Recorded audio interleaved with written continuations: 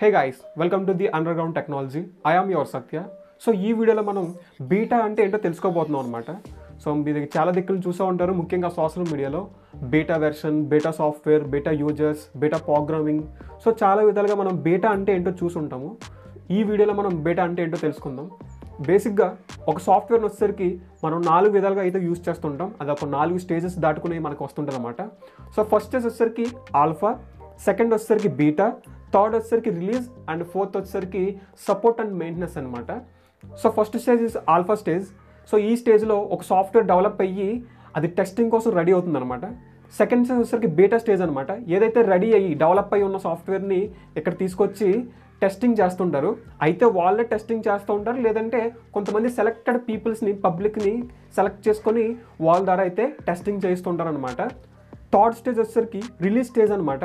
ఏదైతే టెస్టింగ్ అయ్యి అది రోల్అవుట్ చేయడానికి రెడీగా ఉందో దాన్ని తీసుకొచ్చి రిలీజ్ స్టేజ్లో మొత్తం పబ్లిక్ అందరికీ రోల్అవుట్ చేస్తారనమాట.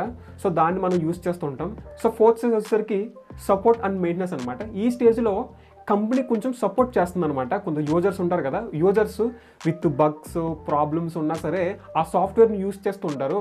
సో ఆ యూజ్ చేస్తున్న కస్టమర్స్కి, ఆ యూజ్ చేస్తున్న యూజర్స్కి కంపెనీ నుంచి కొంచెం సపోర్ట్ అయితే ఉంటుందన్నమాట. సో అదే ఫోర్త్ స్టేజ్ వచ్చేసరికి సపోర్ట్ అండ్ మెయింటెనెన్స్. సో ఈ 4 మనకు కావాల్సింది ఏంటంటే beta. So what is the beta?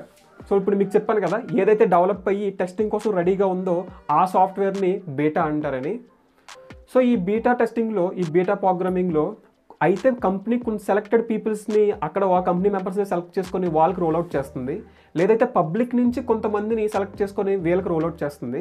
So ఈ బీటా ప్రోగ్రామింగ్లో మనం టెస్టింగ్ చేస్తున్నప్పుడు మనకి ఏదైనా బగ్స్ కానీ లేదంటే సంథింగ్ ఇంకైనా ఇష్యూస్ ఉంటే ఆ బగ్స్ అండ్ ఇష్యూస్ ఎవరైతే డెవలపర్స్ ఉన్నారో వాళ్ళకి త్రూ ఈమెయిల్ ద్వారా కానీ లేదంటే సోషల్ మీడియా ద్వారా కానీ మనం కంప్లైంట్ చేయొచ్చు అనమాట. సో వాళ్ళు దాన్ని ఏంటంటే ఆ ఇష్యూస్ని, ఆ బగ్స్ని రిమూవ్ చేసి మొత్తం ఎటువంటి ప్రాబ్లం లేకుండా చేసి దాన్ని థర్డ్ స్టేజ్కి తీసుకొస్తారు.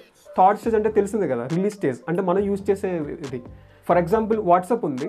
వాట్సాప్లో నేను ఒక కొత్త ఫీచర్ని అయితే తీసుకురావాలనుకున్నాను. అదేంటంటే లాస్ట్ సీన్ ఉంటుంది కదా, లాస్ట్ సీన్ కొంతమందికి మాత్రమే స్పెసిఫైడ్ కాంటాక్ట్స్ కనిపించేలాగా, కొంతమందికి కనిపించకుండా ఉండేటట్టుగా ఒక అప్డేట్ అయితే తీసుకురావాలనుకున్నాను. ఈ అప్డేట్ మీద నేను వర్క్ చేసి డెవలప్ చేసి ఈ డెవలప్ చేసిన సాఫ్ట్వేర్ ఉంటుంది కదా, సో ఇది బీటా టెస్టర్ల ద్వారా టెస్ట్ చేస్తాను అనమాట. అంటే అది యూజ్ చేస్తున్నప్పుడు మనకి ఏమైనా ప్రాబ్లమ్స్ ఉన్నాయా, సో ఆ వెర్షన్లో ఏమైనా బగ్స్ ఉన్నాయా అని చెప్పేసి అని వాళ్ళ ద్వారా టెస్ట్ చేసిన తర్వాత కంప్లైంట్స్ అయినా ఉంటే వాళ్ళ ద్వారా కంప్లైంట్ తీసుకొని వాటిని నేను రెక్టిఫై చేసి దాన్ని మళ్ళీ కరెక్ట్ చేసి మళ్ళీ కొత్త వెర్షన్ లాంచ్ చేస్తారనమాట. సో ఇది బీటా టెస్టింగ్ అంటే, ఇది బీటా ప్రోగ్రామింగ్ అంటే. ఇప్పుడు నేను వాట్సాప్ గురించి ఒక ఎగ్జాంపుల్ చెప్పాను కదా, సో ఇలాగే వాట్సాప్ కొన్ని కొత్త ఫీచర్స్ని అయితే తీసుకురాబోతుంది. సో ఆ ఫీచర్స్ గురించి నేను ఒక వీడియో చేశాను. ఆ వీడియో కనుక చూడాలనుకుంటే ఇక్కడ ఐకార్డ్స్లో లింక్ పెట్టాను, క్లిక్ చేసి ఆ వీడియోని అయితే చూడండి. యాక్చువల్లీ ఈ బీటా ప్రోగ్రామింగ్ని, ఈ బీటాని ఒక్కొక్క ప్లాట్ఫామ్లో ఒక్కొక్క విధంగా పిలుస్తుంటారు అనమాట. ఫర్ ఎగ్జాంపుల్ విండోస్ అయితే విండోస్ ఇన్సెండర్ అని, అలాగే మ్యాక్ అండ్ ఐఓఎస్ అయితే మ్యాక్ ఐఓఎస్ బీటా అని, అలాగే హ్యాండ్రాయిడ్ వచ్చేసరికి హ్యాండ్రాయిడ్ డెవలప్మెంట్ ప్రివ్యూ అని చెప్పేసి అని ఒక్కో ప్లాట్ఫామ్లో ఒక్కోలా పిలుస్తుంటారు అనమాట.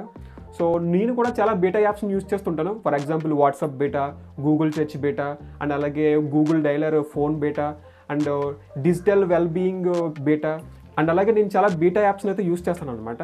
ఇవి నేను యూజ్ చేసి వాటిలో ఏమైనా కొత్త ఫీచర్ వచ్చినప్పుడు, కొత్తగా ఏమైనా ఉన్నప్పుడు, దానికి సంబంధించిన బగ్స్ ఏమైనా ఉన్నా, దానికి సంబంధించిన ఇష్యూస్ ఏమైనా ఉన్నా నేనేంటంటే ఆ డెవలపర్కి త్రూ మెయిల్ ద్వారా కానీ లేదంటే సోషల్ మీడియా ద్వారా కానీ నేను వాళ్ళకి రిపోర్ట్ చేస్తుంటాను అనమాట. సో వాళ్ళు ఏం చేస్తుంటారంటే, నేనైనా కాదు ఇంకా చాలామంది బీటా టెస్టర్లు ఉంటారు కదా, సో వాళ్ళందరూ రిపోర్ట్ చేసిన ఆ మ్యాటర్ని బట్టి వాళ్ళకు కొత్త వెర్షన్ తీసుకురావడమనో లేదంటే ఆ బగ్స్ని ఫిక్స్ చేయడమనో చేస్తుంటారనమాట.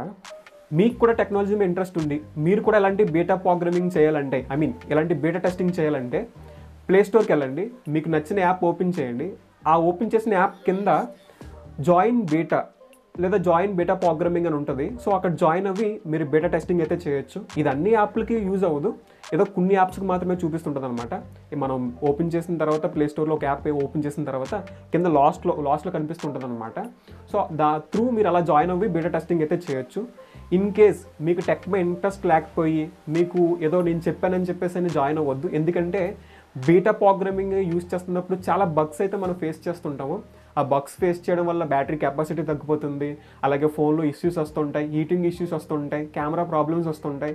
సో ఇటువంటి ప్రాబ్లమ్స్ వస్తాయి కాబట్టి మీరు బీటా యాప్స్ని అయితే యూజ్ చేయొద్దు. మీకు ఇంట్రెస్ట్ ఉండి చేయాలనుకుంటే చేయండి.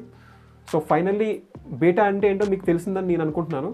ఈ వీడియో కనుక మీకు నచ్చితే లైక్ చేయండి, షేర్ చేయండి, అలాగే సబ్స్క్రైబ్ చేసి పక్కన్న బెల్ ఐకాన్ని క్లిక్ చేయండి.